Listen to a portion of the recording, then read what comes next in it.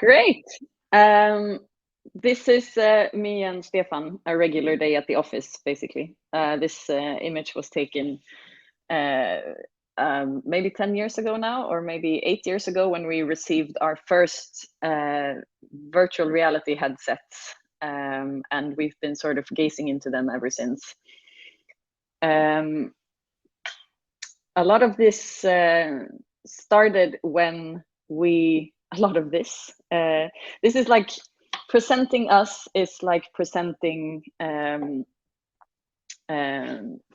like two crazy people who are just trying a lot of stuff with new technology, but we're actually from a theater background.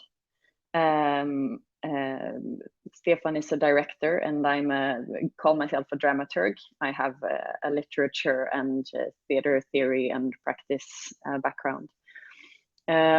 But I will sort of present where we come from with some examples of our work, because I think that sort of makes a good dramaturgy to where we are today. And I would say today we are a lot more exploring the only digital interaction. But what you will see here are a lot of like hybrid forms where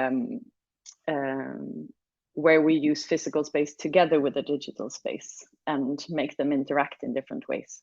And I think this sort of this way of interacting the digital with the physical and making them correlate is a foundation in our practice. I will also be sort of I'm supposed to be tying this together with like the audience experience that I think is a concern of a lot of you who are listening. But I will also would like to sort of connect that to our production experience, and like talk about how it was to make the pieces that we've made. Just a few examples. And the image you're seeing here is like from when it all started, the things that we do.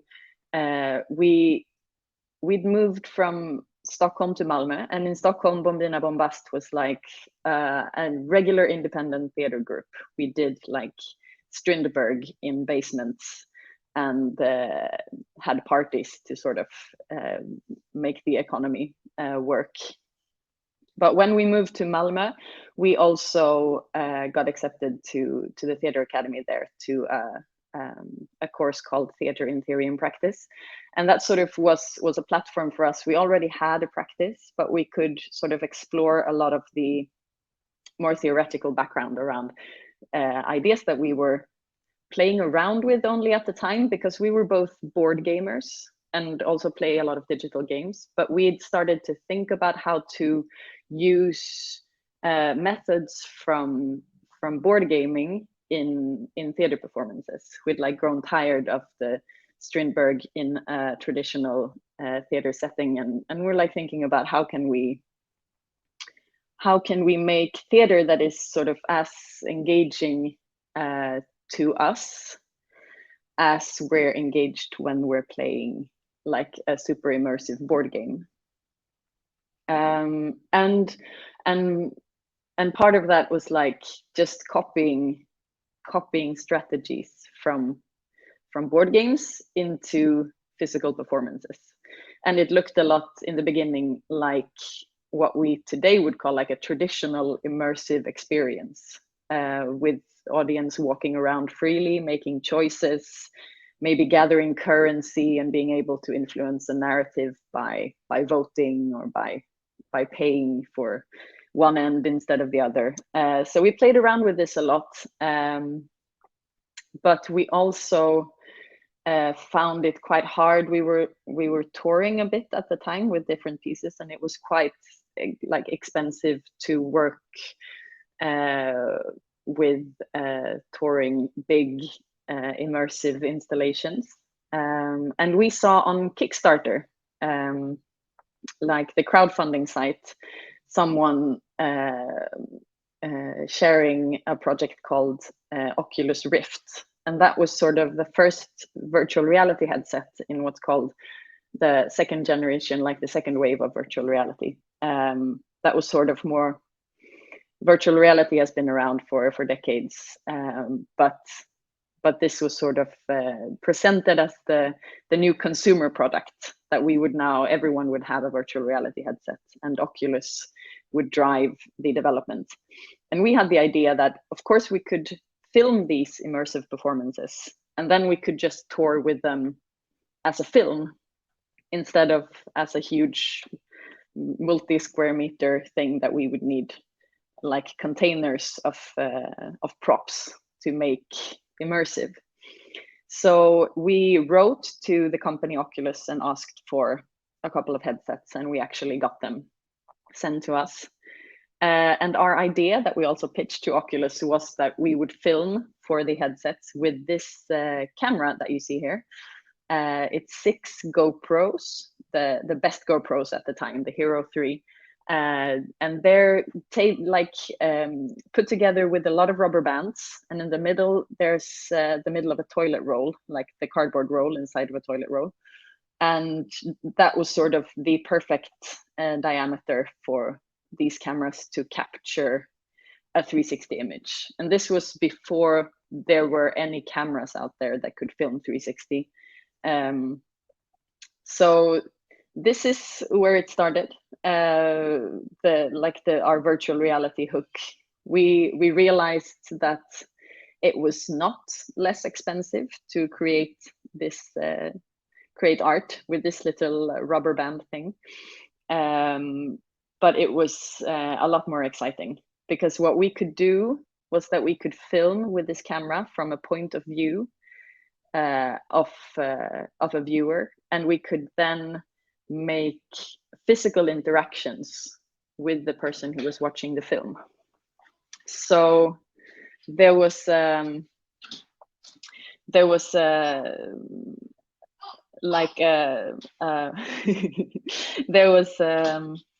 way of making an audience member looking at a screen and then inputting like real physical interactions with that, and making you believe, like for 1 second or a microsecond, that what you were seeing on the screen in the virtual reality headset was like something that you also could feel, that you were actually there. And we worked with like, how do we make this microsecond a bit longer, or how do we make you, like in a Brechtian way, how do we make you feel it and then recognize that you were actually tricked.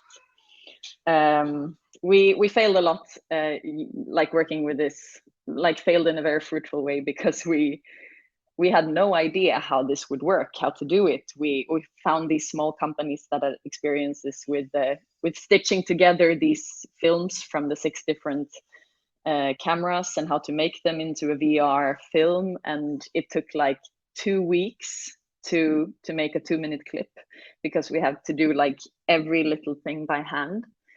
Things that today you just have to push a button, basically. But we learned it we learned how it worked, and we succeeded.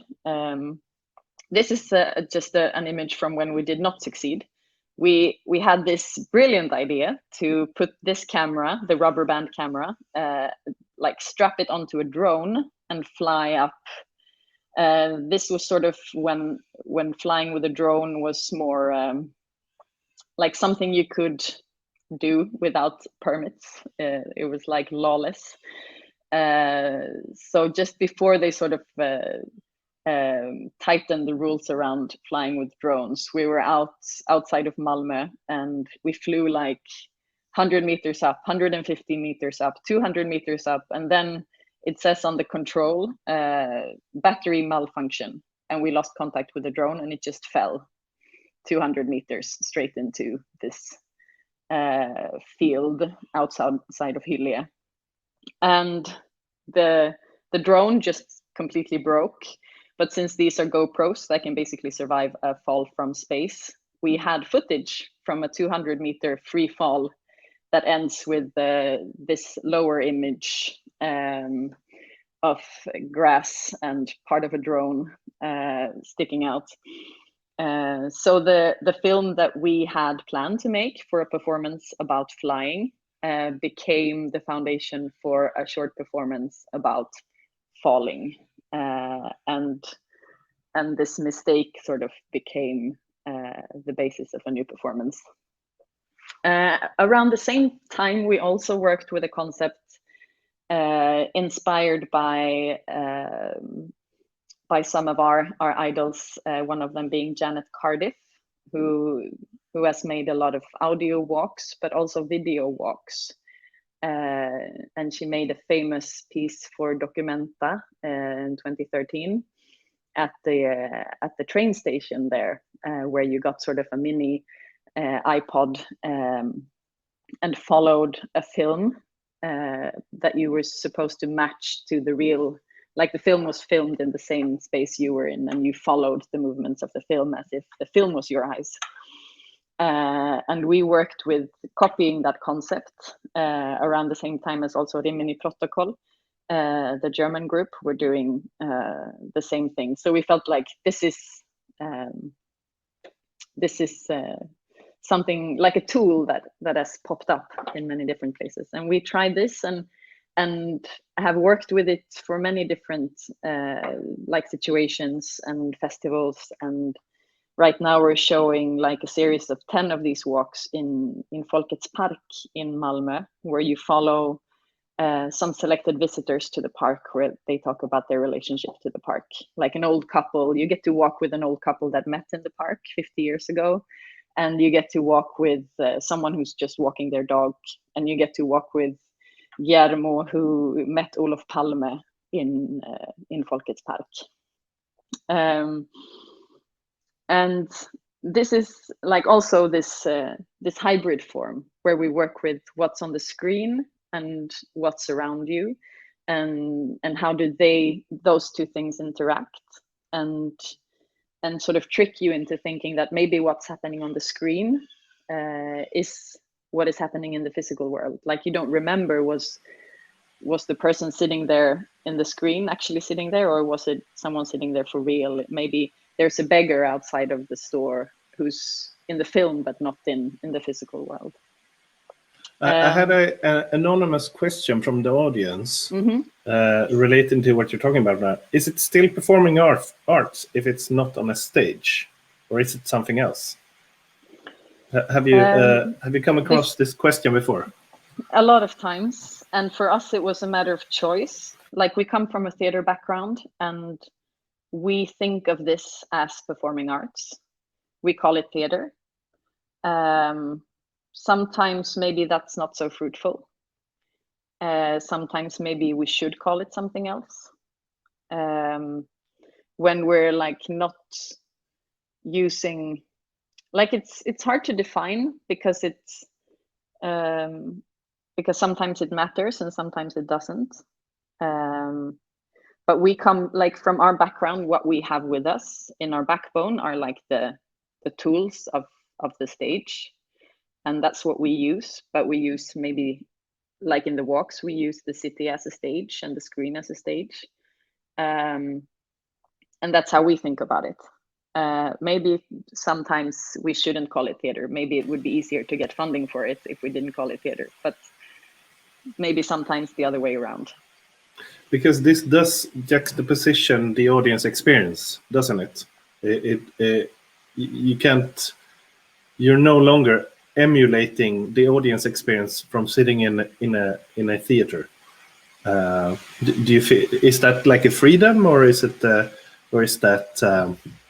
more frightening? Both, definitely. I think it's a freedom because we're using formats that haven't been used before. Which means there's no one there to tell us how they're supposed to be. That has been like a great freedom with working with virtual reality, that there are no rules, there are no schools. Now there are, but when we started, almost 10 years ago, like there were no tutorials, there were no old men to tell you like this is how you're supposed to do it, and that was a complete freedom. But that's also frightening because we don't know, like when we start working, we don't know where it will end. Like maybe we will think that we're doing a theater performance, and then we end up doing, like, this didn't turn out to be a theater performance, it turned out to be like a film, and we can't show it as theater because no one would understand it if we did. So I think part of what's frightening about it is this definition. Like we try to define it, but we can't until it's finished, and then maybe it's better if someone else defines it. Because I think this is part of the role. If you're a creative lead, or if you're the choreographer, or whatever your position is, it might be easier to just do a performance like you usually do it. But also if you're hired by theater, then maybe shouldn't you perform something in the theater? What are the benefits? Is it just playing around, or can you actually create another audience experience? A lot of times, like the playing around is the most serious part of what we do, because we're exploring something, like playing with it, like exploring a new format is playing with it, because we don't know what it is. I mean, we have done things that start in a theater and then you get like an iPad or a VR headset that brings you somewhere else. I think we're always in negotiation with the theater as a space, in everything we do. And yes, I think there are new, maybe not new, but I think like what we're doing and what we're playing around with and working with is something like contemporary. Like we're trying to capture not something like futuristic, something new and high tech, but we're trying to capture something that's like, how do we experience technology that's right here in our hands? With these walks, it's like, it's something you experience with your phone. You could, and you can pick it up anytime and see it anytime, but still, like we're using a dramaturgy that's from A to B through something, and it's got like a lot of classical traits from performing arts, but we're definitely trying to create something with what's in our hands already, like the experience of being in a virtual place, like when you're riding the subway, is an everyday experience for most of us, and what happens like with our perception and identity and like how we relate to other people when we're both in this, like in a social media place and in a physical place, but they're not sort of the same. And how does this relationship between these two places work? And that's something like contemporary and something we make art about or make art from. So yeah, that would be sort of the long meandering answer to that question. I think it's great. I think a lot of people are wondering, how do I find the inspiring performing arts in the digital field?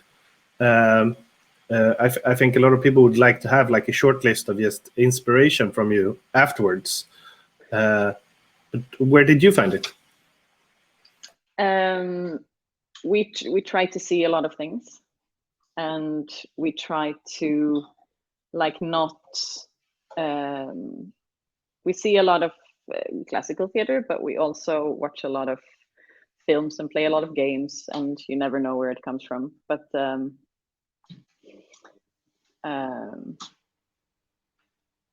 and from theory, it's hard to say, but I do have like, I will come to some examples, and I do have more. I can just send like a list of examples of inspiring performances, but also like literature, and it's it's what's happening right now. I mean, for me, it's also just looking at people looking at their phones and thinking like, how can I mess with this? How can I, like, who is creating what they're seeing right now? Oh, it's Mark Zuckerberg. Well, that's not good. I should be doing that instead. And sort of thinking about who owns like who owns these platforms, and how can I sort of question that, and who shapes, I mean, our reality. Basically, it's like asking questions to what we see as reality today. I think that's that it makes me sort of angry to think that not more art is made for something that has become a large part of our lives right now, like these technologies that we use every day, but somehow they're excluded from a lot of the performing arts formats. So I will also come to some examples. I'm moving very slowly with my slides here. Typical me. But I can sort of scroll forward through just some performances that we made with virtual reality and sensorial interaction. Like, for example, here, this is more of a classical, where the sort of our theater foundation is seen. We made Anne Carson, the Canadian poet Anne Carson's translation of Antigone, Sophocles' Antigone, into like a 10-minute VR experience where you are point of view Antigone, and sort of experiencing her feelings around what's happening around her, and also being put in like this sensorial interaction. For example, if you reach out, we see a knife, and if you reach out, there's actually a knife there, and scary things like that. Also some examples of how we have performed these works, because like owning headsets is very expensive. Like, for a while we had 25 VR headsets, and then we could have 25 in the audience, but they also like break and get out of date. If you only have 2 headsets, then you're not going to get like the big stage at a festival. So we always, when we toured and when we sent in our performances to different festivals, we always said like, we can only have 2 people every hour, but we can be anywhere. We can be like in a car in your parking lot, or in your bathroom, in a urinal that no one's using.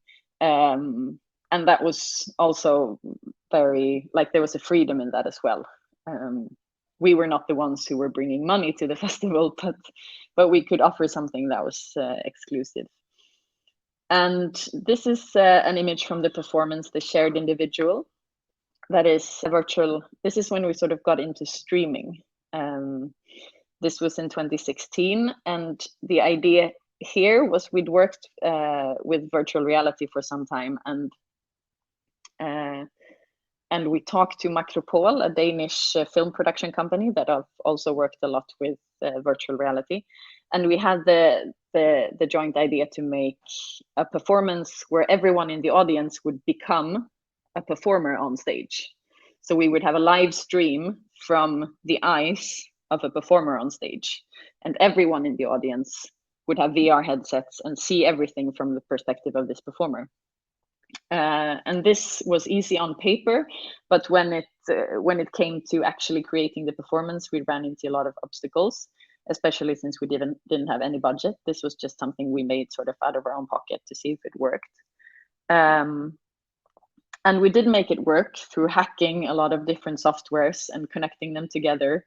Again, these are a lot of tools that today are quite simple, because more people have found sort of the use for streaming from a virtual reality camera. But back then there was nothing. And we had a guy making an app for all the phones in the headsets. There are actual phones in the headsets. And this was like a total experiment where we also learned everything from scratch. Like, everyone, including the performers, had to know how every step of the setup worked. And I was usually one of the performers on stage. This is me with this camera on my head. Here's an image of the audience at the same time. They're mimicking my hand movements. And this was like production-wise, everyone had to know everything because something would fail every performance. And we toured this quite a lot, but we just said like stop.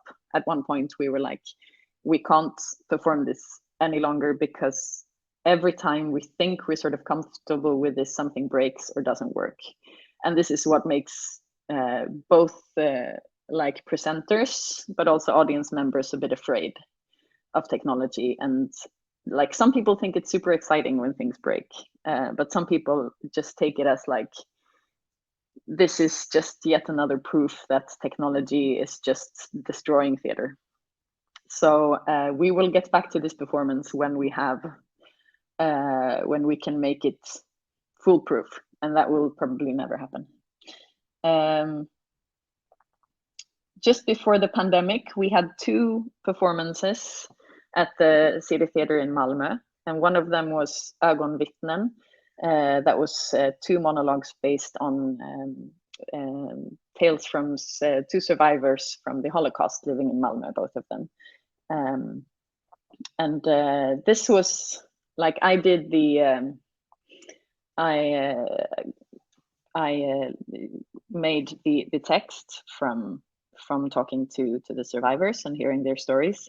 And Stefan did the video design, but we also, together with Sara Kronberg, the director, made sort of the artistic concept, which was everyone in the audience had headphones and listened to the story through these microphones in the ears of this dummy head on stage. There was like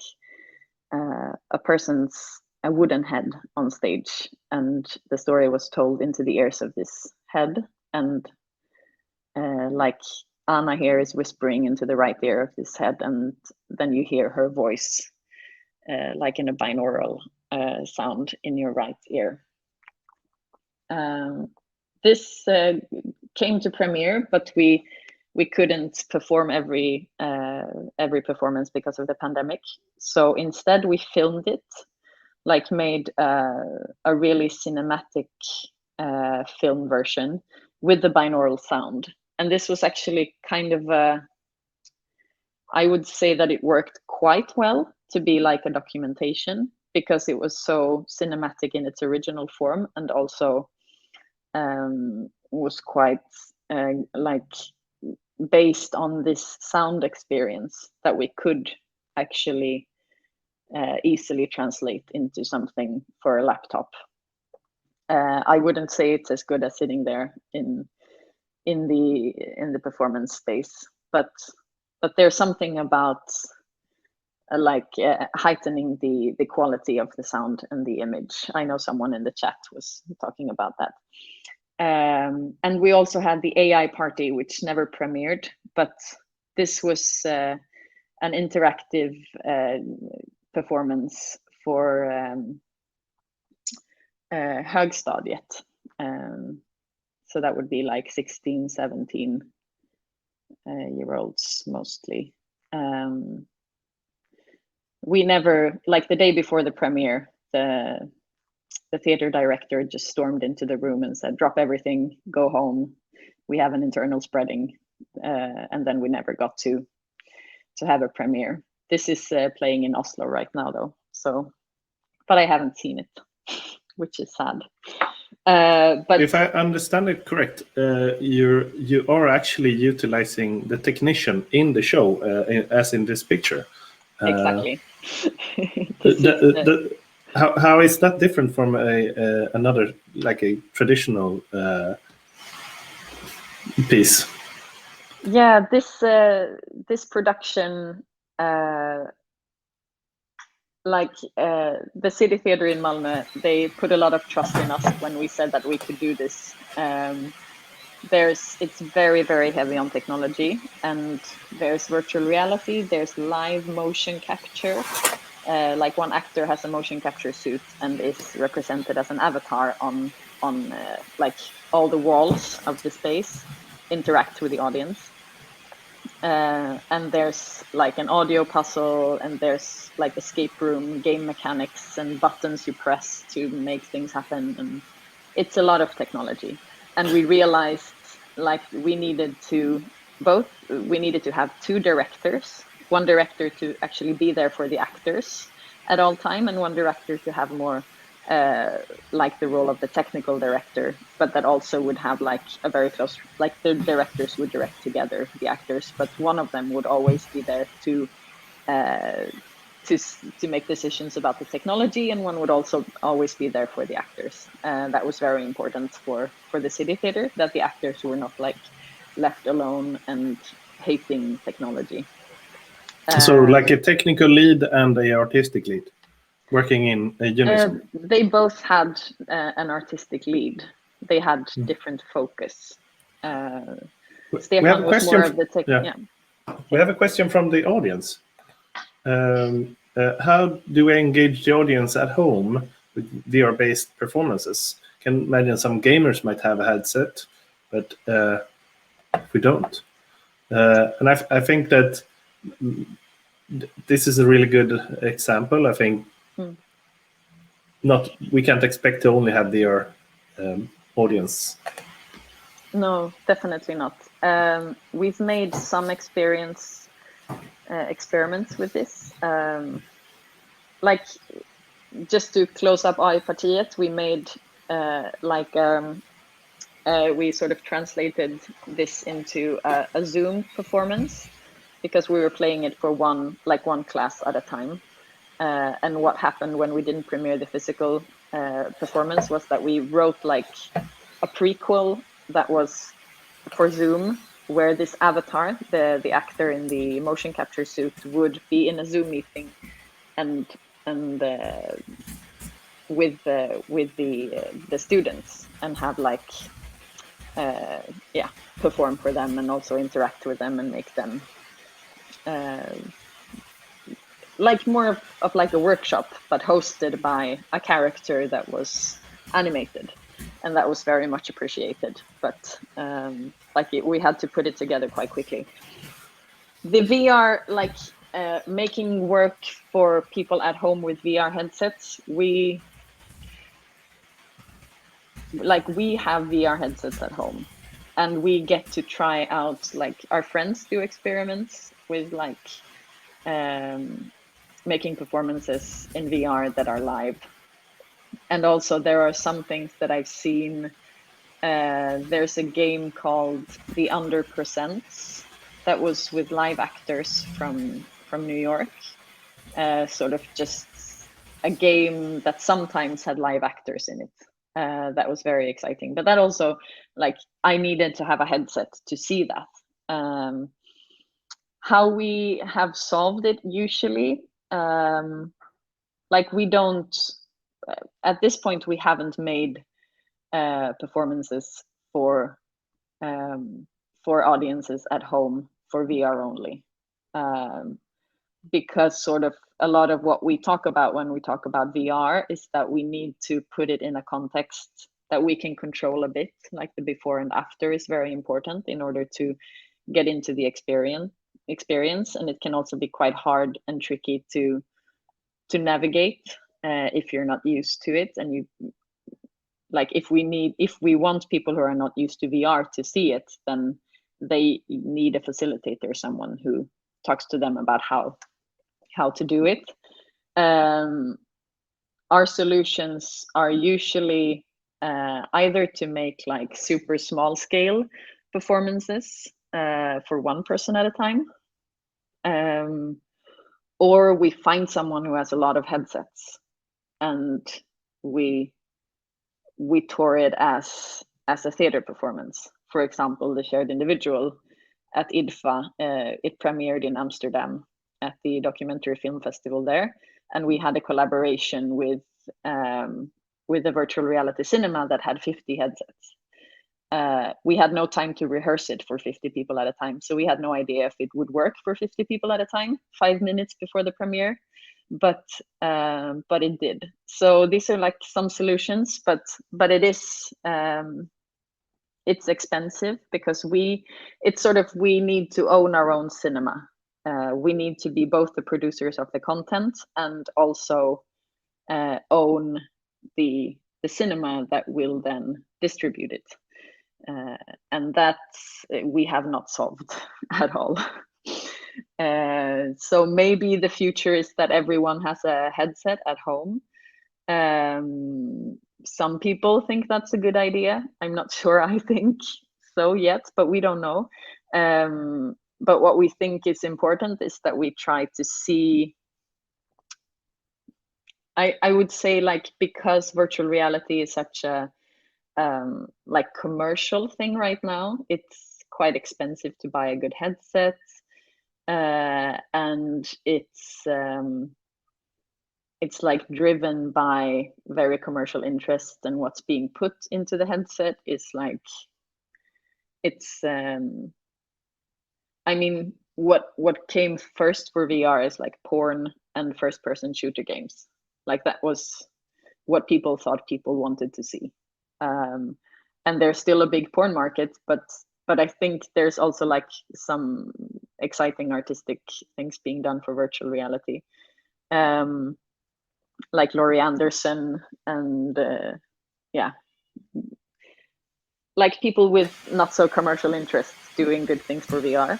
And we find like our role right now is not to we try to focus on making the things that we find artistically interesting for the headsets, and then figure out how we can sort of break this market thing, and not make it just reliable on companies selling hardware. If I'm making sense. I think you're making brilliant sense. What do you want people to? How do you want people to approach the future? Should they embrace VR, or is there other things they could also have a look at? I've heard in the comments we've mentioned gamification and the like exploring the LARP and the role-playing scene, etc. Do you have more examples? Yeah, definitely. I think like a lot of the gamification comes for free if you're working with like maybe platforms that are for games, or working with like with formats that are not well, now I'm saying not theater, which I just said that we're doing, but we're sort of think like the digital like hardware again, like what digital games can be, and what virtual reality can be, and what different platforms can be. They sort of have these built-in possibilities for interaction. We've done this performance icon that was supposed to be on a stage, but we had to sort of just remake it for a stream. We streamed it on Twitch, and we had like a moderator in the chat, because like Twitch is a gaming platform. Like mostly, Twitch is also like owns like 80% of all the streaming online. So it's not a gaming platform, but it's a streaming platform directly tied to gaming, though. Exactly. It's like it is a streaming platform. It is like you have a channel and you stream whatever you want to stream, and that's basically how it works. But so we can stream performances or seminars, but what it's used mostly for, like most of the content there is people playing games and streaming when they're playing games, and like millions of viewers are watching. And we streamed on Twitch, which meant we couldn't have like, it was for free. Anyone could tune in for free, but you could also chat. Like, there's a very easy way to chat and interact during the stream. But we noticed that we needed someone who had like a focus on the chat and could like interact and ask questions and sort of direct the discussion in the chat and keep it alive during the performance. And that was a very important thing and something we would absolutely want to explore more in performances. However, there is, like with streaming, I would say that like one way, this thing about like how to make the audience stay, one thing is like to use these possibilities for interaction that a platform has. For example, Twitch is easy to have a chat going and to actually heighten that and have a moderator that's a good moderator and that keeps the chat alive. But it is hard when it is for free, because a lot of the effort that we notice that the audience will put in is if they've like paid for a ticket or somehow like given us something to make it, to sort of demand us to give them something back. That's something we're also trying to figure out. I think Henrik had an interesting comment here. It's very interesting and inspiring on how to work with new technology and blurring the lines between different expressions and traditions. But also, this is not interesting at all. Artists will work with the tools that they and their audience think is interesting. Their exploration together with the audience is a natural part of art. Absolutely. But yeah. How do you react to Henrik? I think that sums up sort of everything I said today. Like, this is what we will keep doing, and maybe that's like not why it's very interesting for me to. That's why it's not very interesting to like define if what I'm doing is theater or not. Like, if it's fruitful for me to define it as theater, then sure. But it's still something, like it's something I will explore and continue doing, whatever someone calls it. But I think maybe the reason I'm here talking about this is because like we work in formats that sort of challenge the usual ways we distribute and like tour work across many fields. Like, we've been to a lot of film festivals and to like art venues and to a lot of theater festivals. And we've learned how to sort of negotiate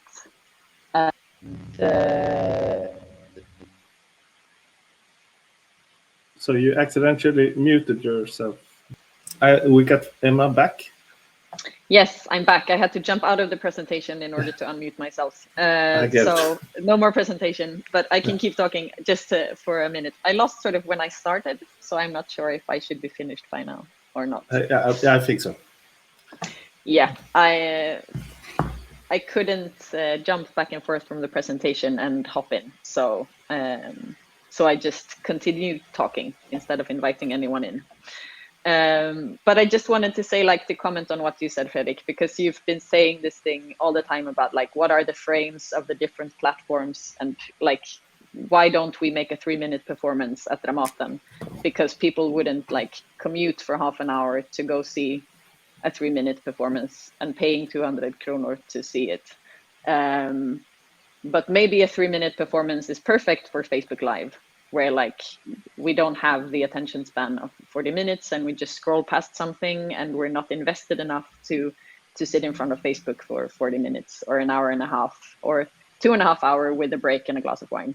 Like, we weren't prepared for that, but maybe we're prepared for seeing something for 3 minutes. And like to find these, like what are the frames for the different platforms is something that I think is useful to think about right now. Like, are you streaming on YouTube?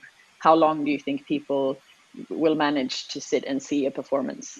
Maybe 30 minutes is enough, unless you have like someone looking you in the eye and it's a one-on-one performance where you can't escape because someone is looking directly at you. Then maybe you can hold their attention for a bit longer. I saw a great performance at Scenkonstbiennalen in like the semi-digital thing. There was I don't remember the title, Nicole Caruso Dance Company. It was like a 1-on-1 or 2-on-1, so we were 2 audience members on 1 performer, and I had like just dropped, I had like a babysitting thing. So I was supposed to sit at home, but I needed to run to a cafe. And the cafe was super noisy. So I was like sitting in a noisy cafe, but I was supposed to sit in a quiet space. And I felt so guilty, but I tried to like execute everything that I was supposed to execute in this performance. And I made so much effort that I was like sweaty afterwards. And that was a great experience. Thank you for having me. It was great.